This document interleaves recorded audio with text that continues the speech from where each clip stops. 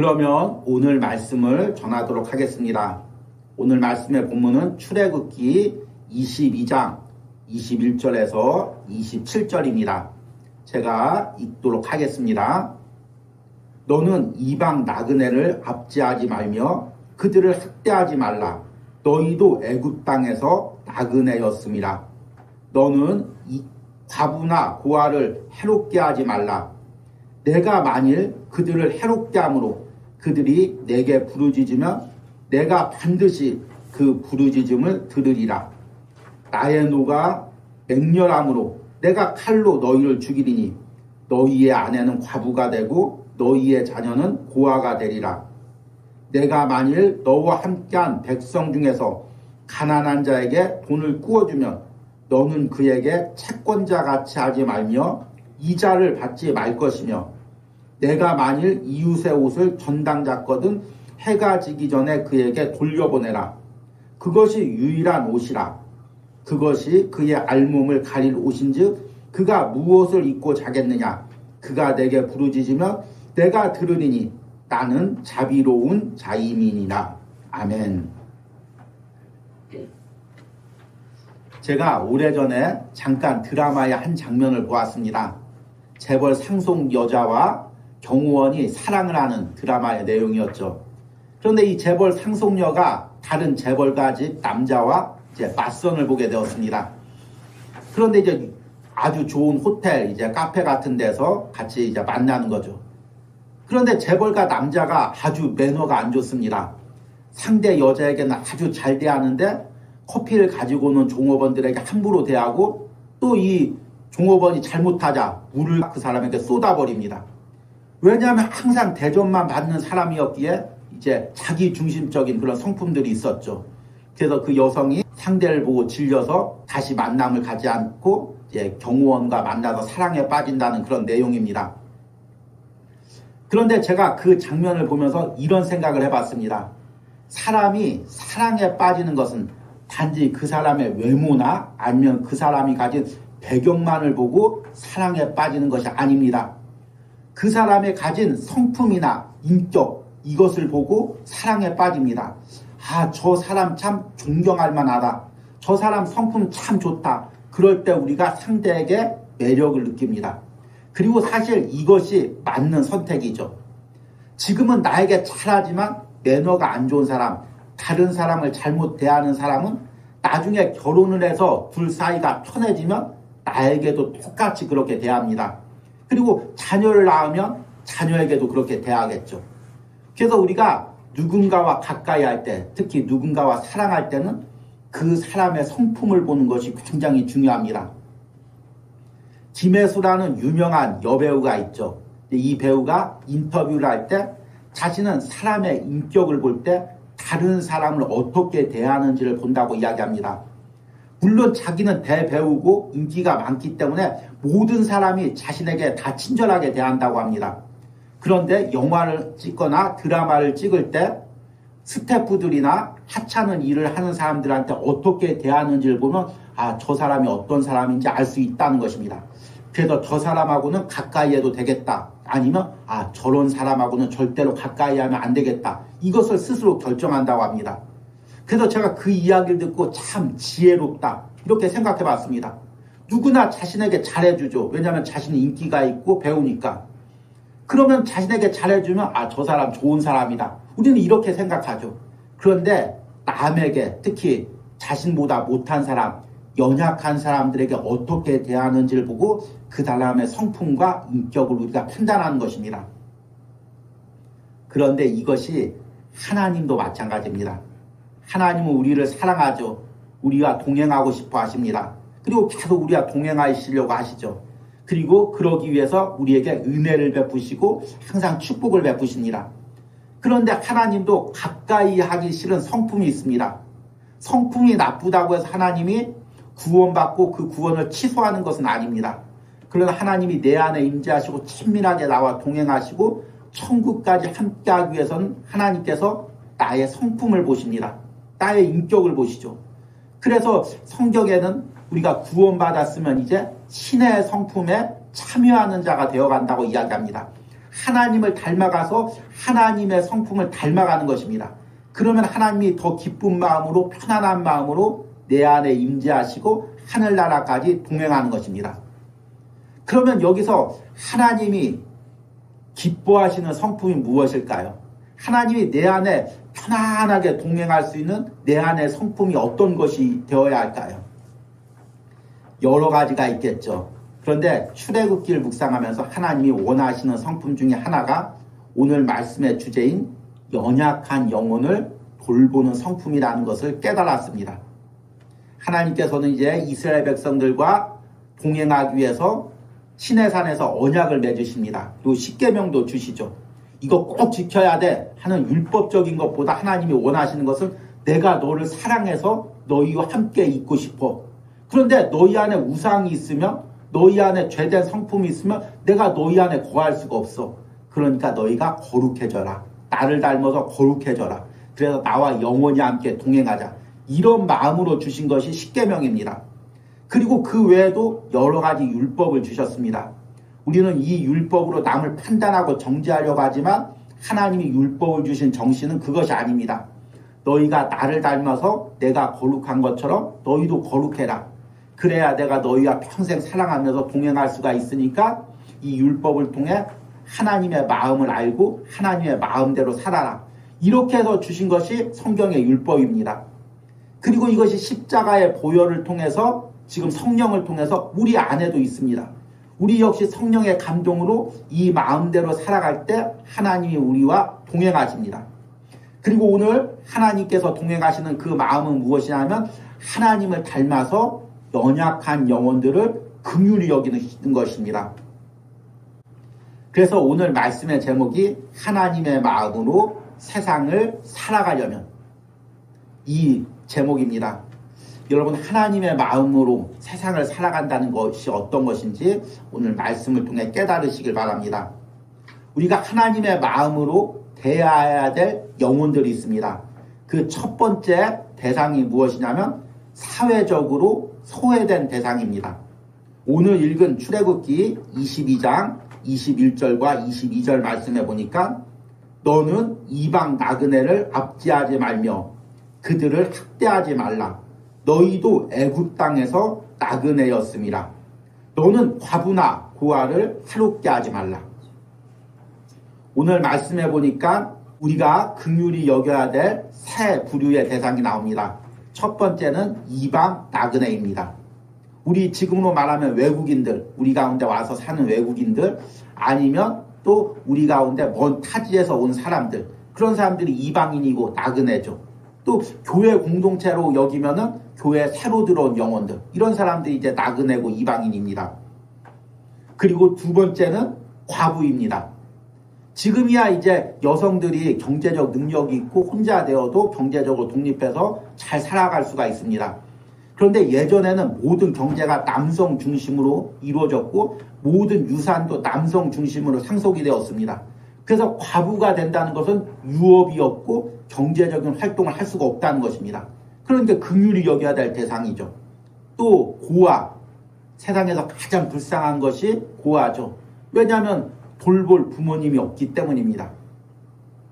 그래서 하나님께서는 이 이방 나그네, 과부, 고아를 긍휼히 여기라고 합니다.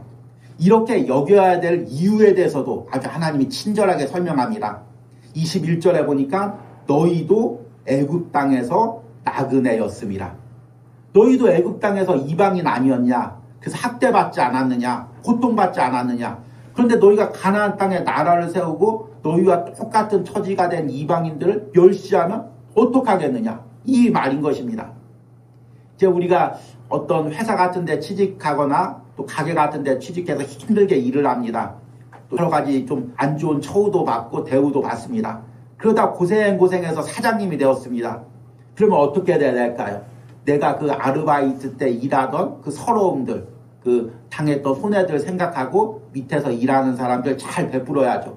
그런데 나도 이렇게 당했으니까 너도 한번 이렇게 당해봐라. 이렇게 하면 그것이 하나님의 마음이 아니라는 것입니다.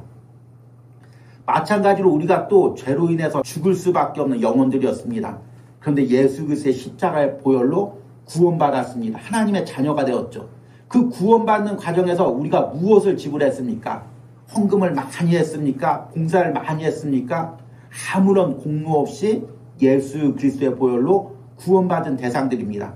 그런데 내가 구원받고 하나님의 자녀가 된 후에 세상 사람들 보고 저 지옥 갈 놈들 이렇게 함부로 이야기한다면 하나님 보시기에 얼마나 우리가 교만하고 또 얼마나 우리가 우습겠습니까? 그러게 우리는 항상 나보다 연약한 자들에게 베풀어야 합니다. 그리고 더 중요한 내용이 있습니다. 23절에 보니까 내가 만일 그들을 해롭게 함으로 그들이 내게 부르짖으면 내가 반드시 그 부르짖음을 들으리라. 하나님이 연약한 자를 불쌍히 여기라고 하는 이유는 하나님이 성품 자체가 연약한 자를 긍휼히 여기시는 성품을 가졌기 때문입니다. 그래서 그들이 부르짖으면 하나님이 듣지 않을 수가 없다는 것입니다. 왜냐하면 하나님 자체 성품이 긍휼이 많으신 하나님입니다. 그러니까 성경을 보면 이 부분이 계속해서 나오죠. 대표적으로 시편 116편에 보니까 5절에 여호와는 은혜로우시며 의로우시며 우리 하나님은 긍휼이 많으시도다. 하나님 자체의 성품이 긍휼이 풍성하신 분입니다. 그러니까 하나님과 동행하는 사람은 하나님을 닮으면 당연히 긍휼이 많아야죠. 그런데 하나님이 긍휼이 풍성해서 연약한 자를 불쌍히 여기는데 그 연약한 자를 내가 멸시하거나 업신여기면 이거는 하나님께서 싫어하시는 행동입니다. 그리고 이제 우리가 조금 듣기가 어려운 이야기가 24절에 나오죠. 나의 노가 맹렬함으로 내가 칼로 너희를 죽이리니 너희의 아내는 과부가 되고 너희의 자녀는 고아가 되리라. 연약한 자를 멸시하면 너희가 똑같이 그런 처지에 하나님이 처하게 한다는 것입니다. 반대로 성경에 보니까 연약한 자를 돌볼 때마다 하나님이 은혜와 복을 주신다고 이야기하고 있습니다. 그래서 우리가 항상 하나님과 동행하는 사람은 하나님의 마음으로 연약한 영혼들 돌봐야 됩니다. 두 번째 우리가 하나님의 마음으로 대해야 될 영혼들이 무엇이냐면 가난한 자들입니다. 내가 만일 너와 함께한 백성 중에 가난한 자에게 돈을 꾸어주면 너는 그에게 채권자같이 하지 말며 이자를 받지 말 것이며 내가 만일 이웃의 옷을 전당 잤거든 해가 지기 전에 그에게 돌려보내라. 이스라엘 백성들 중에도 가난한 자가 있죠. 그러면 그들에게 이제 돈을 꿔줘야 됩니다. 근데 꿔줄 때 그냥 꿔주는 게 아니라 다 담보가 있죠. 근데 당시에 연약한 사람들이 가난한 사람들이 가질 담보가 없었죠. 근데 팔레스타인에는 겉옷이 있었습니다. 그 겉옷을 입고도 다니지만 저녁에 날씨가 추워지니까 덮고자 하는 이불이기도 했습니다. 그런데 이제 담보로 잡을 게 없으니까 그 옷을 담보로 잡죠. 그러면 담보로 잡았으면 저녁이 되기 전에 돌려주라는 것입니다. 그러면 이렇게 돈을 빌려준 사람은 따지겠죠. 담보로 잡은 것을 돈도 안 갚고 돌려주면 그 사람이 돈을 떼어먹으면 어떡합니까? 그런데 하나님의 마음은 떼어주더라도 그 옷을 돌려주라는 것입니다. 왜냐하면 그 영혼이 그날 저녁에 옷이 없으면 무엇을 덮고 자겠느냐 이 말인 것입니다. 이 말은 가난한 사람, 연약한 사람을 궁지로 몰지 말라는 것입니다. 참 우리가 이제 누군가와 경제적인 활동을 할 때, 또 회사에서 누굴 대할 때, 또 사업자 누굴 대할 때 여러분 세상의 경제적인 법칙으로 우리도 살아갈 수밖에 없습니다. 돈을 빌려주면 갚아야 되고 납품을 하면 또 돈을 받아야 됩니다. 또 일을 하면 또 월급을 줘야 되고 또 여러 가지를 해야 됩니다. 그러나 이 모든 것에서 우리가 상대를 궁지로 몰아서는 안 됩니다. 정말 힘든 사람에게 너 내 돈 내놔라. 너 이렇게 약속했으니까 이거 다 갚아라. 이렇게 궁지로 몰지 말고 항상 여유를 남겨두라는 것입니다.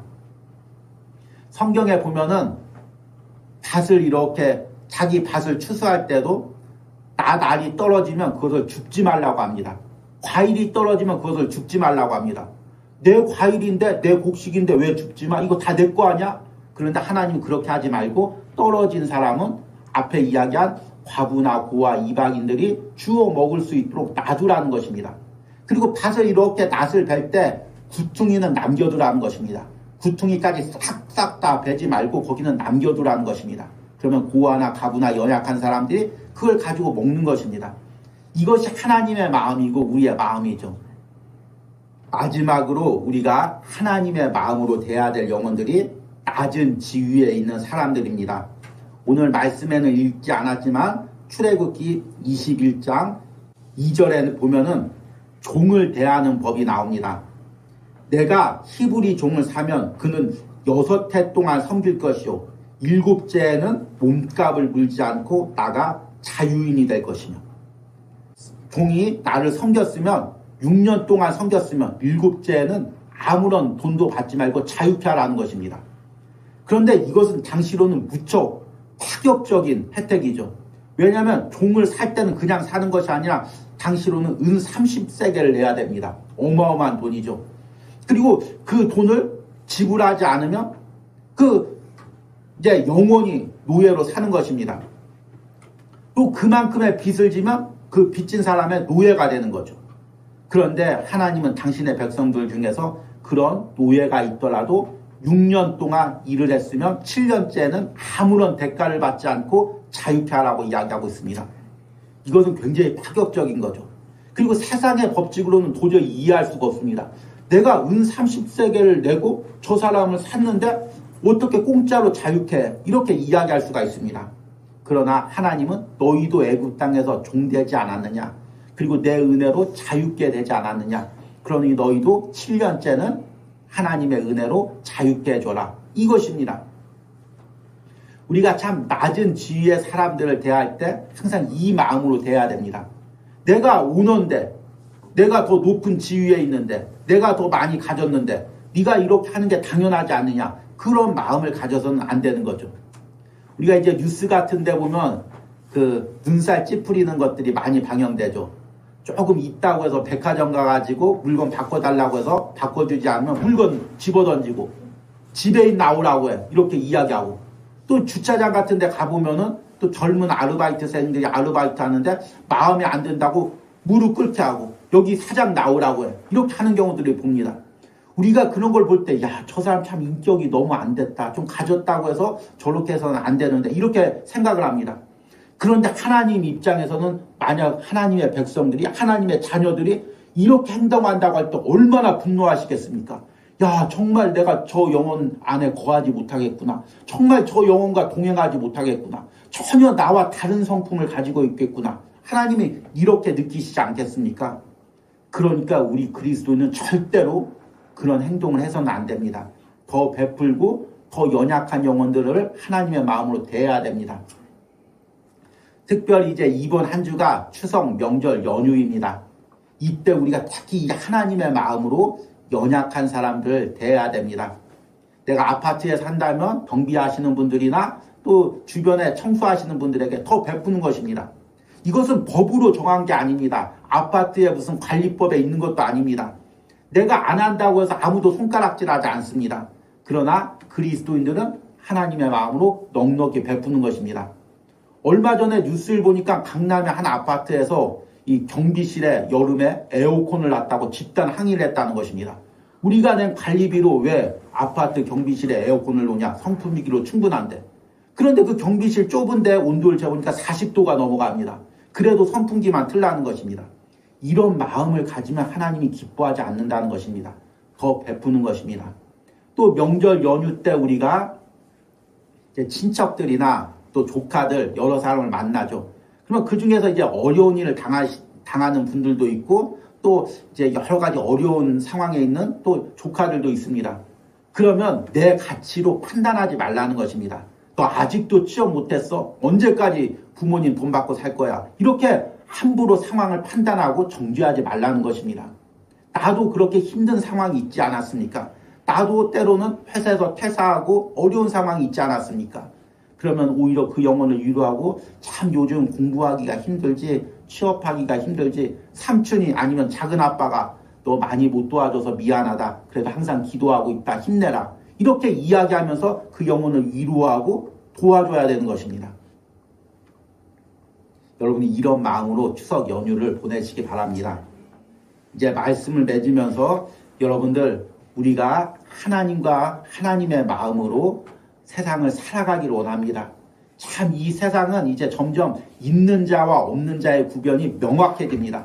그래서 나도 모르게 그렇게 생각하지 않으려고 해도 내가 있는 위치에 있으면 나는 있는 사람, 그리고 상대를 볼 때 나보다 더 높은 사람, 나보다 더 가진 사람, 아니면 나보다 더 적은 사람, 낮은 사람, 이것이 내가 의식하지 않으려고 해도 자연적으로 의식하게 됩니다.